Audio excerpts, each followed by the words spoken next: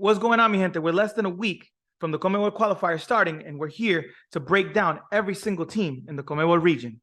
What's going on, mi gente? Today we are joined by Jordan from FUTVE English to talk a little bit about Venezuela right before the beginning of the World Cup qualifiers. Jordan, thank you so much for being here. I just want to, say hi, see how you're doing. How's everything? Yeah, all good, thank you. I'm on my balcony in Caracas. Been back in Venezuela for a couple of weeks now after the summer, back in England with family. So not just happy to be back in Venezuela, but also the Liga FUTVE season resumed a little under 2 months ago, and it's ramping up now towards the top four sort of breakaway championship. So really looking forward to that. It's been a really exciting club domestic season as well. So yeah, really happy to be back in the mix of it all. We're just under a week from the World Cup qualifiers beginning. I know for Venezuela, it's been a little tough, right? They still have not been able to make it to a World Cup, the only team in South America to not be able to do that. Do you think there's extra added pressure because of that? Yeah, I think there is. Because I think Venezuela's biggest enemy is normally itself in various aspects. Sometimes and previously, I think we've had teams capable of qualifying for the World Cups, but we've been let down by administrative mismanagement by the federation. That's not what I'm saying is the case now, but we now, the biggest enemy to Venezuela if we don't qualify would be the fans. Like, it would be seen as a big embarrassment, perhaps by a large quantity of them, because of the added pressure of that extra place, the easier format, the bigger World Cup.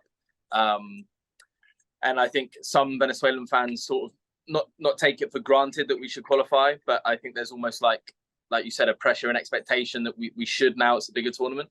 But then there are,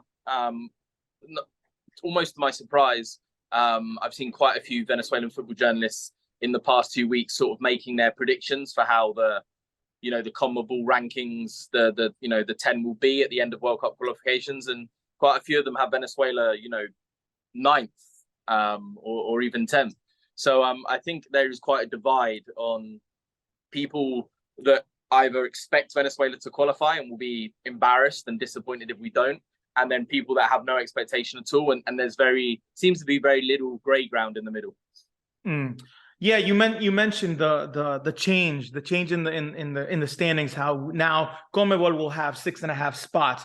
With those 6.5 spots, it's a little bit more than 60% of the teams will be able to make it to the World Cup. So it should be I guess more open spots for us and for Venezuela too, right? Because I think that they've always been a team that has had talent, and like you said, it was more on the administrative side. We saw that with Dudamel before. I think he did a pretty decent job, but now there's a new cycle that was supposed to start with Peckerman, but obviously, as we all know, he kind of stepped down, and now what's going on with that?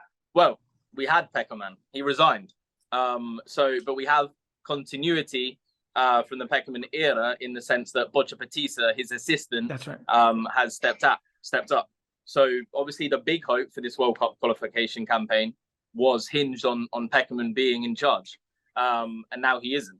And he resigned before the campaign even got close to being underway. It was supposed to be a big new project. He brought in all of his own assistants. It was basically Argentine head to toe through the youth ranks as well. It began well with Venezuela reaching the final of the Toulon tournament in 2022, only losing to host France. Sorry about the background noise. We're now at the point where sort of all that expectation in terms of pressure being on the shoulders of Peckerman has gone, has dissipated. And although Bocha Batista has done well in the lead up to the World Cup qualifiers, he's a sort of a no-name. It's not the same kind of optimism and therefore pressure that we would have had if we had Peckerman in charge. Very true, very true. Now, with the names that right now that Venezuela has, right, who do you think should be the standouts? Who do you think should be the leaders? Who do you think are the players to watch that should be, the important ones for this Vinotinto side? So Rondon, as always, continues to be a talisman for Venezuela. In the 10 games that Venezuela have played since the end of the last World Cup qualifying campaign, obviously there's been no competitive football for Venezuela in between, has gone well. It was 7 wins, 2 draws, and 1 loss. And in those 10 games, we scored 15 goals. 5 of them came from Salomon Rondon. So, you know, he's still churning out about a third of all the goals that we score. But we've also got Joseph Martinez in a good moment at club level. Inter Miami have obviously improved with Messi, but also Joseph Martinez's game has raised. We could call it the Messi effect, but also Tata Martino is a head coach. He's worked with great success before at Atlanta. So they're now reunited. We've also got Alejandro Marquez, who for a while played for the youth national teams of Spain. We didn't know if he would play for Venezuela at senior team level. He's spent the past 3 or 4 seasons, I think, at Juventus. He was on loan in Portugal last season. He's now signed permanently with that club. So we've got 3 strong options, and that's without naming Sergio Cordova up front. Obviously, Rondon will be first choice. It would be a surprise if that wasn't the case. And then behind him, you know, MLS fans, but also Brazilian football fans will be familiar with Jefferson Savarino. He's probably going to take up one of the wide berths. And Soteldo, barring injury, will take up the other one. And that Savarino and Soteldo are the guys that are not only going to provide for Rondon, but also are capable of chipping in with goals themselves, and certainly are the creative outlets. Soteldo is, you know, one of a kind, not just for Venezuela, but, you know, even in Brazil, and for such a, you know, historic club like Santos, is absolutely loved and admired for, you know, his ability on the ball and his uniqueness. And then I think behind them, really, a lot of the effective work that Venezuela needs to do. We've now got very solid players to do that work in Christian Cáceres, who's now playing in the top tier of France in European football. And Brujo Martinez, who again is in a very fine moment with Philadelphia Union. And then it's sort of a case of who that third midfielder is that pairs with those two. Is it Rincon, who's been the national team figurehead, captain, El General for years, but, you know, he's in his mid-30s now? Or will it be Yangel Herrera, who's probably heir to that throne? But yeah, that's you know, how I feel the core and the attack will form itself. And then another thing to point out is that we've scored quite a few goals, a third of our goals, from set pieces in the past 10 friendlies. So I think that's also going to be something for other teams to watch out for, and something to watch out from us. We've got quite a tall defence. I wouldn't be surprised if we see a centre-back slot in at left-back for not just added defensive security, but also a goal threat. Jordan Osorio, John Chancellor, and Mikel Villanueva are all like 6'3" plus. I can see the 3 of them, you know, being 3 of the back 4. I think that those names sound good. And because of those names, and because of what you mentioned earlier, how many Venezuela journalists are on the fence of where it could be, I want to know about what you think, right? Where do you think this Venezuela side could end up when it all comes to an end and we know who's going to the World Cup in 2026? I think it's that the aim has to be, and I think honestly it's the ceiling, is that 6.5 place, you know, making it to the playoff. And I think it's a playoff that Venezuela, you know, as long as they didn't choke, the pressure getting to them, never having qualified for a World Cup, I think on paper that's a game that Venezuela would win. Venezuela do well against non-European opposition.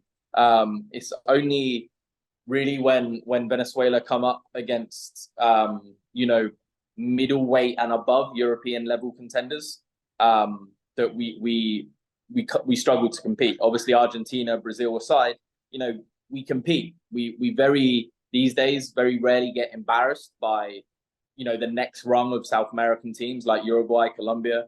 Obviously, Ecuador are now like an emerging force, Paraguay as well, but they're going to be without Julio Enciso. So I think like a playoff game is winnable, but CONMEBOL is a very, very hard qualifying campaign. And I think perhaps non-South Americans and English language listeners don't sort of really appreciate that. They can see that there's good teams in South America, and they know the level of football in South America is good. But to look at those 10 teams on paper and see how grueling that is I think something that gets overlooked. It's a very hard qualifying campaign. And I don't think it's any easier for Venezuela just because of this, this extra spot also. Yeah, and in my opinion, I think I don't know, trying to be unbiased here, I think they're the best qualifiers in the world. Obviously, this change of how many teams can go changes it up a little bit. It takes away from that. But aside from Brazil and Argentina, like you mentioned, that middle of the pack, Uruguay, Colombia, Ecuador, Paraguay, Venezuela, everyone can literally challenge for those rest of the spots. Now, with Venezuela, right, and all these other spots, I'd like to know your take and how you see this table coming, not just Venezuela. You say that the aim is for 6.5, 6.5, but I want to know what you think about the rest of the conmebol standings. Yeah. Okay. So I think the way I've been looking at it is sort of from like a Venezuelan perspective, like where can we sneak in? So I've not really been looking at the very top, but obviously I'm expecting Brazil to take top, Argentina to take second. I think Bolivia and Peru will be the bottom two, or at least I hope from a Venezuelan perspective. I think Chile are sort of, I think they're in, it seems to me at least that they're sort of end of an era of some big players, even if some of them are still playing. Certainly like an end of an era and a transition. I think that's something Venezuela can take advantage of. I think we can, over a home and away, which obviously this is how it's formatted, we go toe-to-toe with Ecuador. We go toe-to-toe with Paraguay. And I think although the quality is different because of the rivalry and the passion that Venezuela have for it, we go toe-to-toe with Colombia over 2 legs. So I think, yeah, that top 3, Brazil, Argentina, Uruguay for the top 3. I think then 4 and 5 are going to be competed between Ecuador, Paraguay, and Colombia. And then that 6th place will be competed by whoever doesn't get 4 and 5 out of Colombia, Ecuador, and Paraguay, with Venezuela. Perfect. I thank you for your insight, Jordan. I think, a lot of people can learn from what you've been talking about Venezuela and also your predictions. We will look back at this in 2026, right before the World Cup. So I want to say thank you again. I want to give you this last minute to, tell the listeners where they can follow you, where they can see your work, so they can obviously follow you. So yeah, I'm Jordan Flora. I co-run FUTVE English with Dominic Basonio. I love Venezuelan football. Follow me on my private account, which is just @JordanFloret, and I encourage you to follow FUTVE English even more so.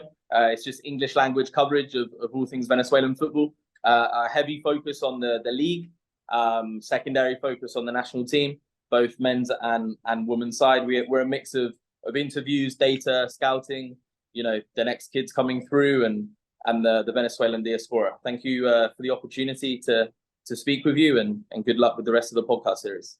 Perfect. Thank you, guys. You heard it here first. We're going to have the rest of the conmebol qualifiers teams on here as well. So don't forget to comment, like, subscribe, and we'll see you soon.